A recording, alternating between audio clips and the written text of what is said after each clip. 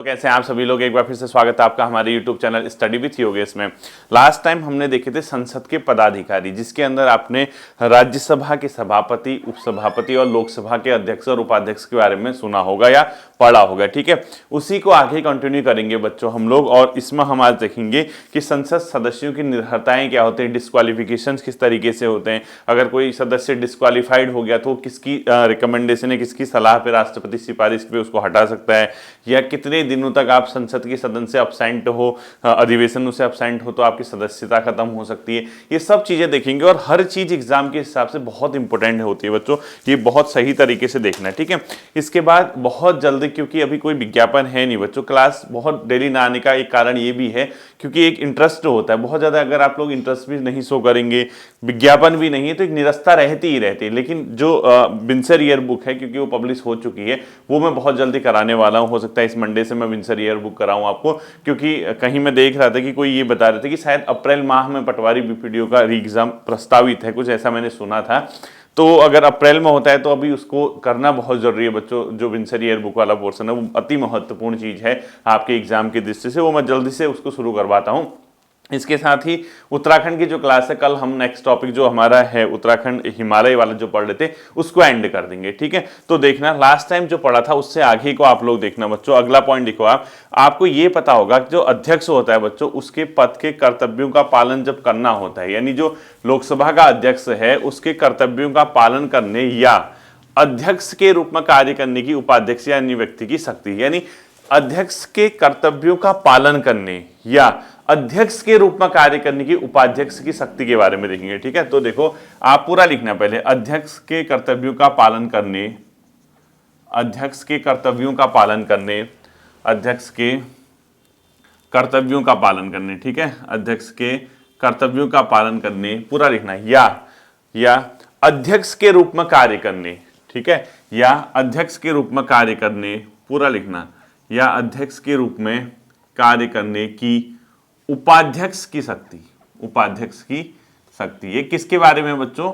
लोकसभा। ठीक है, यानी अध्यक्ष के कर्तव्यों का पालन करने या अध्यक्ष के रूप में कार्य करने की उपाध्यक्ष की शक्ति, या उपाध्यक्ष की शक्ति या किसी अन्य व्यक्ति की शक्ति, जो भी है। ठीक है, उपाध्यक्ष या किसी अन्य व्यक्ति की भी लिख दो, उपाध्यक्ष या किसी अन्य व्यक्ति को, दोनों आ सकते हैं। उसमें क्या लिखा होगा आपने? अध्यक्ष के रूप में, अध्यक्ष के रूप में, अध्यक्ष के कर्तव्य के रूप में कार्य करने की अथवा अध्यक्ष के कार्य करने की उपाध्यक्ष या किसी अन्य व्यक्ति की शक्ति। अब क्या होता है बच्चों, देखो जैसे नॉर्मल सी चीज आपको समझना है। ठीक है, अध्यक्ष का पद रिक्त होता है तो उपाध्यक्ष बच्चों क्या करता है, उसकी जगह पे कार्य करता है, और उपाध्यक्ष का पद भी रिक्त हो तो राष्ट्रपति द्वारा नियुक्ति व्यक्ति करेगा। ठीक है, तो इसमें क्या लिखना है आपने, देखो यदि अध्यक्ष का पद रिक्त हो, यदि अध्यक्ष का पद रिक्त हो तो उसके कर्तव्यों और कार्यों का निर्वहन, तो उसके कर्तव्यों और कार्यों का निर्वहन, तो उसके कर्तव्यों और कार्यों का निर्वहन उपाध्यक्ष द्वारा किया जाएगा। कहाँ पे? लोकसभा के लिए चल रहा है। ठीक है, तो उसके कर्तव्यों और कार्यों का निर्वहन उपाध्यक्ष के द्वारा किया जाएगा। और यदि उपाध्यक्ष का पद भी रिक्त हो, और ये भी नहीं है, ठीक है, और यदि उपाध्यक्ष का पद भी रिक्त हो तो इस कार्य हेतु राष्ट्रपति द्वारा नियुक्त। अब यहां पे क्वेश्चन बहुत इंपॉर्टेंट है। ठीक है, तो लिखना, तो उपाध्यक्ष का पद रिक्त हो तो राष्ट्रपति द्वारा नियुक्त व्यक्ति ऐसे कर्तव्यों का निर्वहन करेगा। तो राष्ट्रपति द्वारा नियुक्त व्यक्ति, ठीक है, राष्ट्रपति द्वारा नियुक्त व्यक्ति ऐसे कार्यों का निर्वहन करेगा। ठीक है, तो समझ गए ना। अध्यक्ष या उपाध्यक्ष के रूप में बच्चों कौन कार्य करता है? अध्यक्ष का पद खाली हो तो उपाध्यक्ष करेगा, उपाध्यक्ष का पद खाली हो तो उसको नियुक्त कौन करता है? राष्ट्रपति। तो टेक्निकल क्वेश्चन यहीं पे है थोड़ा फंसाने वाला, कि यदि अध्यक्ष के स्थान पे उपाध्यक्ष का पद भी रिक्त है तो लोकसभा के कार्यों का या कर्तव्यों का निर्वहन कौन करेगा? लोकसभा अध्यक्ष के, तो राष्ट्रपति द्वारा नियुक्त। ऐसा ऑप्शन आता है, संसद द्वारा नियुक्त, लोकसभा द्वारा चयनित, राष्ट्रपति द्वारा नियुक्त, इनमें से कोई नहीं। तो ध्यान रखना, उस केस में राष्ट्रपति क्या करेगा बच्चों? ऐसे व्यक्ति की नियुक्ति करेगा। ये इंपॉर्टेंट क्वेश्चन अपने आप में है, ये आप लोग नोट करना। ठीक है, अब यही चीज अगर आप, तो ये सिर्फ क्या है? बैठक। ये चेयरमैनशिप कौन कर रहा है? चेयर पे कौन बैठा वाली बात है। ठीक है, ये तो चेयर पे बैठा है। अब बैठक, ये चेयर पे बैठना है, उसके कार्यों को निर्वहित करना है। लेकिन एक और चीज होती है बच्चों, बैठक हेतु, यानी अध्यक्ष नहीं है तो उपाध्यक्ष करेगा, और उपाध्यक्ष नहीं है तो लोकसभा द्वारा निर्धारित व्यक्ति। अब देखना, इसी चीज को अगला पॉइंट लिखो, बैठक हेतु, यहां पे लिखो बैठक हेतु, ये दोनों चीज अलग होगी, ये स्टार लगा देना है यहाँ पे। यहां जो क्वेश्चन है, यहां क्या है, अध्यक्ष या उपाध्यक्ष के को, अध्यक्ष नहीं है तो उपाध्यक्ष करेगा, उपाध्यक्ष भी नहीं है तो कर्तव्य और कार्यों का निर्वहन राष्ट्रपति द्वारा नियुक्त व्यक्ति करेगा। ध्यान से सुनना, उसके कार्य और कर्तव्यों का निर्वहन राष्ट्रपति द्वारा नियुक्त व्यक्ति करेगा। लेकिन बैठक अलग चीज होती है। बैठक क्या एक सामान्य कार्यक्रम है बच्चों। अब हो सकता है कि लोकसभा का अध्यक्ष 10-15 मिनट के लिए कहीं बाहर चला गया, या हो सकता है 3 घंटे बाद आऊंगा कहा, या उसका भगवान न करे स्वास्थ्य खराब हो गया, उसने कहा थोड़ी देर में आता हूं, डॉक्टर को दिखाया था। तो ऐसे अगर वो चले गए तो ऐसा तो हो नहीं सकता है कि लोकसभा की कार्यवाही को आप रोक दो। तो उस केस में क्या होगा बच्चों, उपाध्यक्ष करेगा बैठक की अध्यक्षता। और उपाध्यक्ष भी नहीं है उस केस में लोकसभा द्वारा चयनित या लोकसभा द्वारा जो एक व्यक्ति को अपने आप में क्या किया जाएगा बच्चों, नामित किया जाएगा या निर्धारित किया जाएगा। ठीक है, तो लिखो बैठक हेतु, यदि अध्यक्ष नहीं है तो उपाध्यक्ष बैठक की अध्यक्षता करेगा।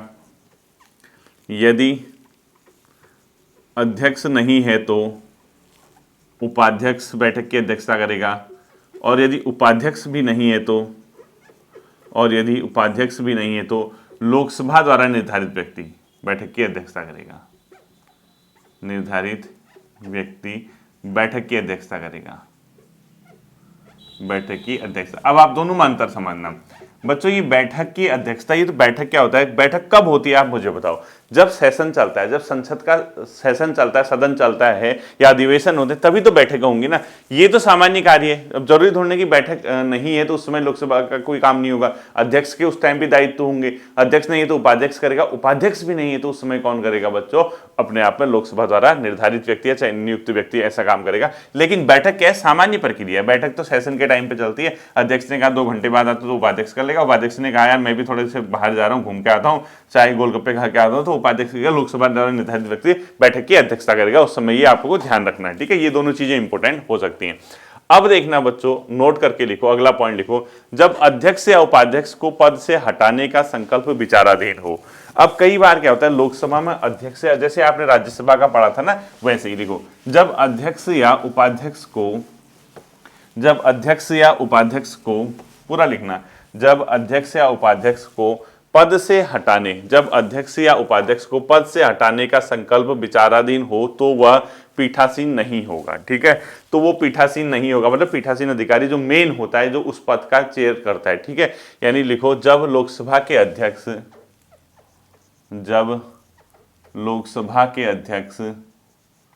व उपाध्यक्ष को पद से हटाने का प्रश्न विचाराधीन हो, ठीक है, यानी विचार चल रहा है इस पर कि इसको पद से हटाया जाए, तो उस केस में क्या होगा, तो आपने क्या लिखा, जब अध्यक्ष या उपाध्यक्ष को पद से हटाने का संकल्प विचाराधीन हो तो क्या होगा देखना, वह बच्चों पीठासीन नहीं होगा। पीठासीन का मतलब समझ रहे हो आप, पीठासीन होता है बच्चों जो उसका मेन अधिकारी होता है उस लोकसभा का। ठीक है, यानी जो उसका चेयरमैनशिप करेगा, पीठासीन नहीं रहेगा। वो वोट करेगा या नहीं करेगा आपसे पूछेगा, तो वो वोट भी नहीं कर सकता है किसी भी संकल्प पे। ठीक है, लेकिन बैठक में प्रतिभाग कर सकता है जो बैठक में, क्योंकि सदन का सदस्य तो है ही वो, बैठक में प्रतिभाग, हाँ। ठीक है, ये 3 चीजें याद रखनी है। यदि किसी समय ऐसी कंडीशन है कि हम लोकसभा के अध्यक्ष या उपाध्यक्ष को उसके पद से हटाने का प्रस्ताव लाए हैं, या वो अभी हटा नहीं है लेकिन अंडर कंसिडरेशन है, विचाराधीन है, तो उस समय क्या होगा, वो पीठासीन के रूप में कार्य नहीं करेगा, वह उसके अलावा वोट भी नहीं करेगा, लेकिन वह सदन की कार्यवाही में भाग ले सकता है। ठीक है, ये भी आपको क्या होना चाहिए, पता होना चाहिए। ठीक है, अगला लिखना बच्चों, सभापति उपसभापति। अगला पॉइंट लिखो, सभापति उपसभापति, अध्यक्ष और उपाध्यक्ष का वेतन और भत्ते कहां से तय होते हैं बच्चों। ठीक है, लिखो, सभापति कहां होता है, राज्यसभा में। उपसभापति कहां होते हैं, राज्यसभा में। अध्यक्ष कहां होता है, लोकसभा में। उपाध्यक्ष भी कहां होता है, लोकसभा में। ठीक है, ये सब के सब कहां होते हैं बच्चों, लोकसभा और राज्यसभा के अधिकारी हैं। ठीक है, का वेतन और भत्ते लिखो, ये कौन तय करता है, का वेतन और भत्ते, का वेतन व भत्ते, ये सब तय करेगा बच्चों संसद। ये किसके द्वारा तय किया जाता है, संसद के द्वारा इनका वेतन और भत्ता तय किया जाता है। और याद रखना, जो भारतीय संविधान की दूसरी अनुसूची है उसके तहत। ठीक है, तो इसमें लिखो, भारतीय संविधान की दूसरी अनुसूची, अगर क्वेश्चन पूछता है इनको वेतन और भत्ते इनका प्रावधान कहाँ है, तो दूसरी अनुसूची में, सेकंड शेड्यूल। कई बार आपने पढ़ा होगा ना भारतीय संविधान की अनुसूचियां, 10वीं अनुसूची, 11वीं अनुसूची, 12वीं अनुसूची, पहली दूसरी। तो संविधान की दूसरी अनुसूची में सभापति, उपसभापति, अध्यक्ष या उपाध्यक्ष के वेतन का प्रावधान है और इसको निर्धारित कौन करता है कि इनका वेतन कितना होगा बच्चों, ये करेगी पार्लियामेंट। ठीक है, इसका कई बार आर्टिकल पूछा गया कि संसद के सभापति, उपसभापति या अध्यक्ष उपाध्यक्ष का वेतन और भत्ते के अनुच्छेद में वर्णित है। ये क्वेश्चन कभी कभी पूछा जाता है आपका, तो देख लेना इसका आर्टिकल 97 के समथिंग होगा। ठीक है, आर्टिकल 97 के आसपास देख लेना इसको, एक बार इसको क्रॉस चेक कर लेना आप लोग। ठीक है, भारतीय संविधान के आर्टिकल 97 में। अब क्या होता है बच्चों, जैसे कहीं पे भी देखोगे ये बड़े बड़े संस्थान हैं, यहाँ इनका सचिवालय भी होता है।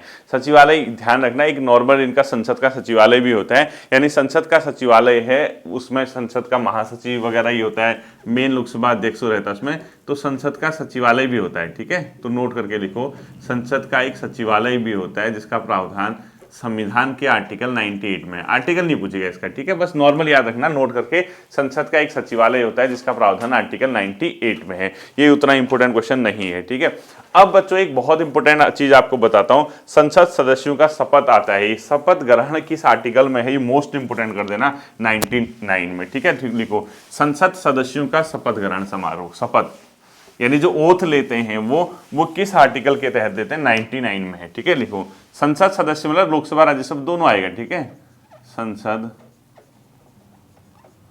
सदस्यों का शपथ, ये किस में है, आर्टिकल 99। आर्टिकल 99 में क्या है, संसद सदस्यों का शपथ का प्रावधान है बच्चों, और ये किसके द्वारा लिया जाता है, राष्ट्रपति या उसके द्वारा। ये शपथ किसके द्वारा ली जाती है, किसके द्वारा दी जाती है, राष्ट्रपति या उसके द्वारा नियुक्त व्यक्ति। ठीक है, या पूरा लिखना है, या उसके द्वारा नियुक्त। ठीक है, यानी कहीं ना कहीं अगर आपसे क्वेश्चन पूछेगा कि संसद सदस्यों को शपथ कौन दिलाता है, तो ये राष्ट्रपति या उसके द्वारा नियुक्त कोई व्यक्ति इनको शपथ दिलाएगा। ये आपको ध्यान में रखना है, ये मोस्ट इंपोर्टेंट क्वेश्चन है बच्चों। ठीक है, और इसका जो प्रारूप है, शपथ का प्रारूप, कई बार ये क्वेश्चन पूछता है कि भारतीय संविधान की कौन सी अनुसूची में शपथ से संबंधित प्रावधान है, तो तीसरी अनुसूची में। जैसे वेतन और भत्ते आपने पढ़े ना, अभी सेकंड में बोला ना मैंने, तो ऐसे ही प्रारूप तीसरी अनुसूची में, यानी तीसरी अनुसूची के तहत बेसिकली जो पदाधिकारी हैं वो शपथ लेते हैं। ठीक है, इसका प्रारूप दिया गया है कि मैं फलाना फलाना फलाना इससे होता हूं,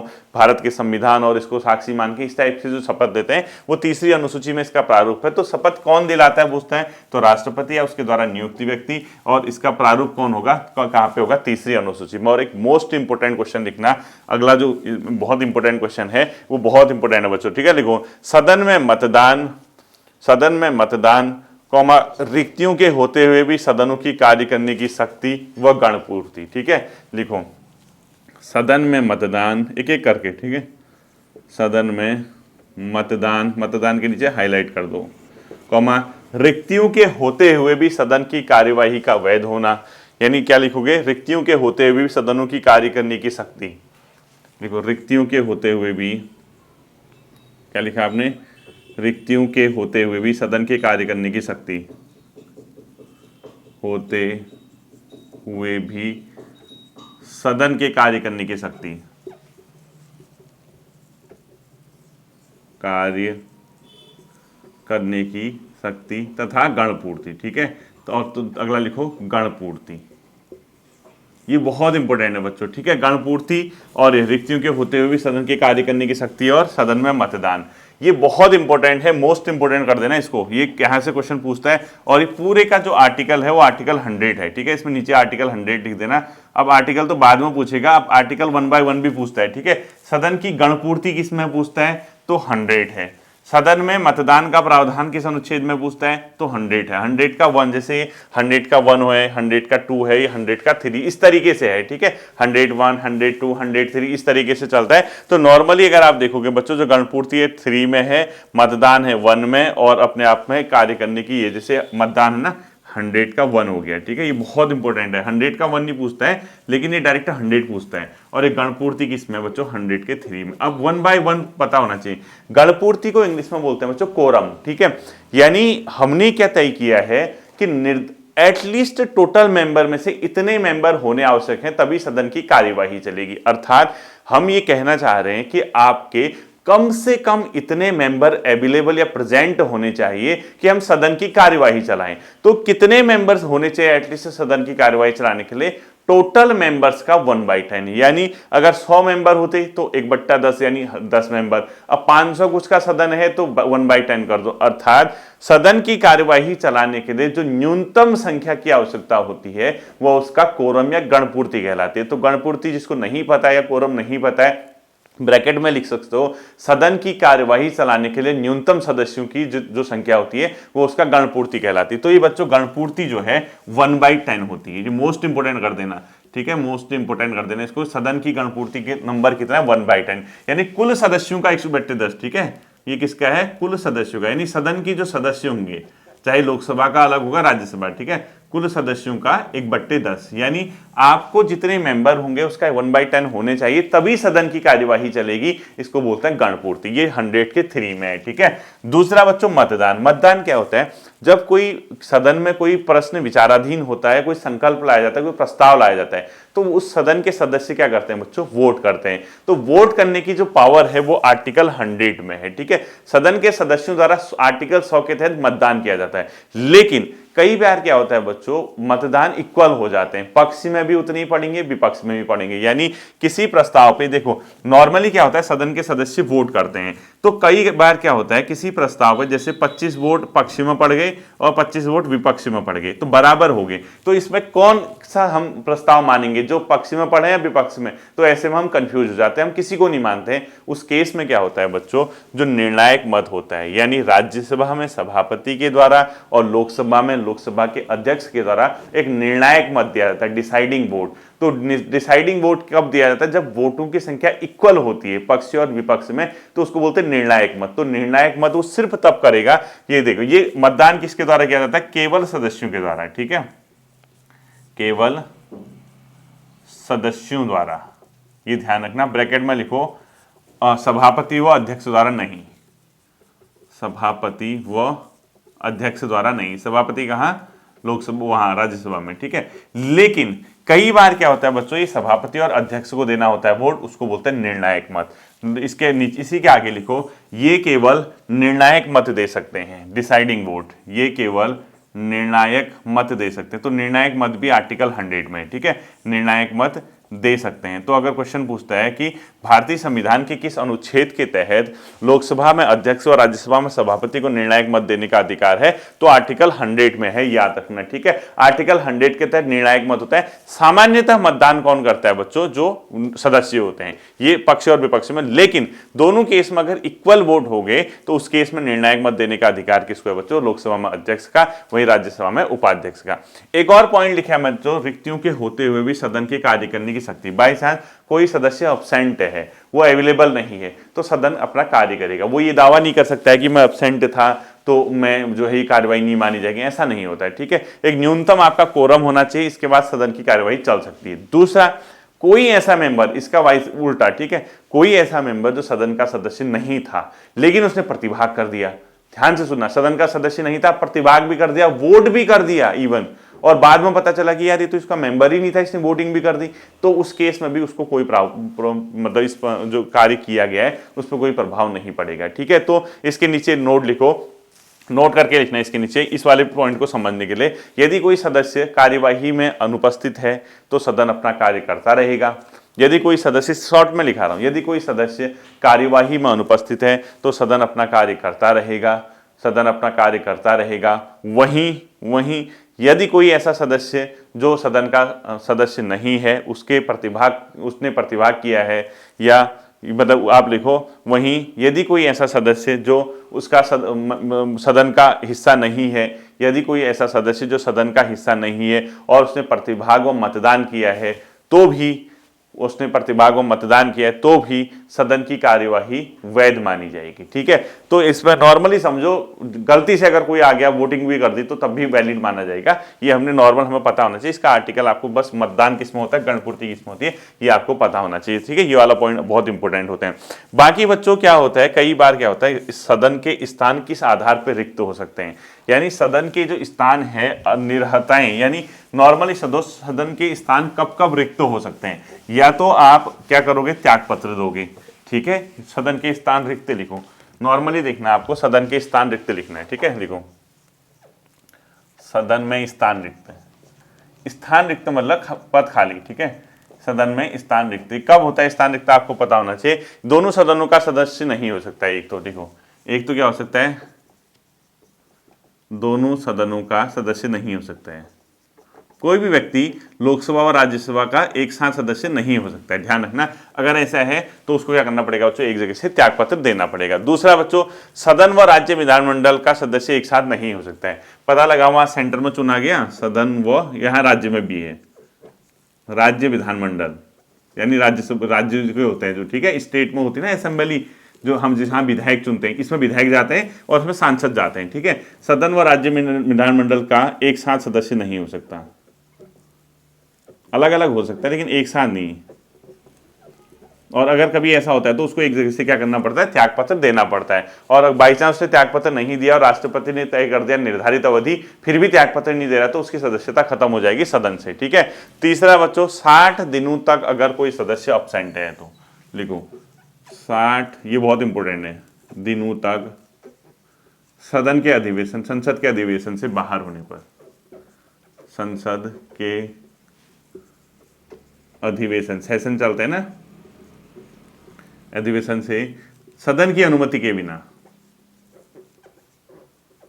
सदन की अनुमति के बिना अनुपस्थित होने पर, यानी आप अब्सेंट हो 60 दिनों से ज्यादा समय तक और आपको सदन की परमिशन नहीं ली है आपने, इसकी अनुमति, तो इतने दिनों तक अगर आप अब्सेंट पाएंगे तो आपको सदन की, ये कई बार क्वेश्चन पूछा गया, इंपॉर्टेंट कर देना कि किस केस में। तो इसमें ध्यान रखना है, इसमें वो वाला टाइम काउंट नहीं होगा जिसमें सत्र अवसान हुआ है, यानी सत्र चल ही नहीं रहे हैं तो वो समय नहीं काउंट किया जाएगा 60 दिन में। दूसरा, कभी अगर सदन 4 दिनों तक अगर स्थगित है, लगातार 4 दिनों तक स्थगित है, तब भी वो समय नहीं गिना जाएगा, ठीक है। सत्रावसान हुआ लगातार 4 दिन तक सत्र न रहने पर, सत्र 4 दिन तक सदन स्थगित होने पर इन 60 दिनों में काउंट नहीं होगा।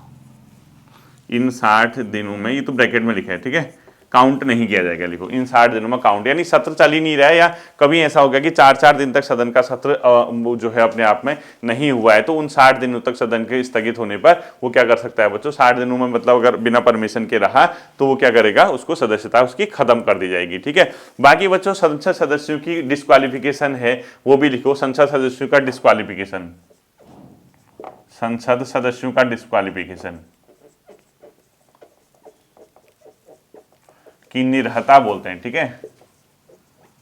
निर्हरताएं मतलब अपने आप में डिस्क्वालिफिकेशन बोलते हैं। इसका आर्टिकल पूछता है बहुत बार। इसका आर्टिकल है बच्चों आर्टिकल नंबर 100, अपने आप में 2 है इसका, ठीक है। आर्टिकल नंबर 100, सॉरी हाँ मतलब 102 है इसका आर्टिकल। ये बहुत इंपॉर्टेंट है, संसद सदस्यों की निर्हरताएं पूछता है आर्टिकल 102। यानी आर्टिकल 102 में उनके डिस्क्वालिफिकेशन के बारे में बता रखा है। जैसे आप भारत, ये लिखना नहीं है, जैसे आप भारत के नागरिक नहीं हो, आप दिवालिया हो, आप मानसिक रूप से विकृत हो, या आपके खिलाफ कोई इस टाइप की कार्रवाई चल रही है, तो इस आधार पे 2-3 पॉइंट हैं बच्चों। जैसे किसी लाभ के पद पे हो आप, लाभ का पद, मंत्री को लाभ का पद नहीं गिना जाता है इसका, ठीक है। तो संसद सदस्यों की निर्हरताएं, भारत का नागरिक नहीं रहा, किसी लाभ के पद पे है, तो इसमें निर्हरताएं में लिख लो लाभ के पद, ब्रैकेट में मंत्री को छोड़ के लिखना है, ठीक है। मंत्री को इसमें लाभ का पद नहीं गिना जाता है, लाभ का पद ब्रैकेट में मंत्री को छोड़कर, या भारत का नागरिक ना होने पर, या भारत का नागरिक न होने पर। तीसरा लिखो दिवालिया, क्या लिखोगे? तीसरा दिवालिया।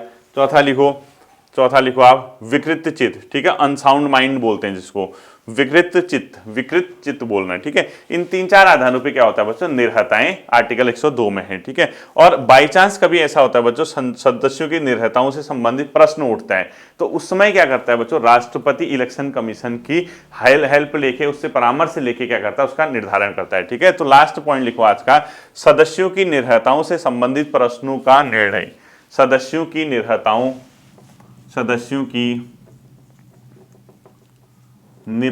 डिस्क्वालिफिकेशन, ठीक है, से संबंधित। कभी ऐसा क्वेश्चन उठा कि यार इसको हम डिस्क्वालीफाई माने या ना माने, ठीक है। प्रश्नों का निर्णय कौन करता है बच्चों? राष्ट्रपति। ये बहुत इंपॉर्टेंट आता है, ब्रैकेट में लिखो इलेक्शन कमीशन से परामर्श के बाद, से परामर्श के बाद। ये बहुत इंपॉर्टेंट क्वेश्चन है, ठीक है। और इसका आर्टिकल भी पूछता है 103, बहुत ही इंपॉर्टेंट क्वेश्चन है कि संसद सदस्यों की निर्हताओं का अंतिम निर्णय कौन लेता है। Option 1 supreme court, option 2 Lok Sabha, option 3 Rajya Sabha, option 4 राष्ट्रपति। तो ध्यान रखना, राष्ट्रपति संसद सदस्यों की निर्हताओं पर अंतिम निर्णय लेगा, लेकिन कंडीशन है इलेक्शन कमीशन से परामर्श। और इसका आर्टिकल भी पूछता है बच्चों, आर्टिकल 103 बहुत इंपॉर्टेंट है, ठीक है। आर्टिकल 103। ये थे बच्चों संसद के पदाधिकारी, संसद के निर्हताओं से संबंधित जो महत्वपूर्ण टॉपिक है। आई होप कि आपके समझ आया होगा, इसको रिवाइज कर लेना। फिर मिलेंगे अगले सेशन पर, अपना ध्यान रखिएगा। Thank you.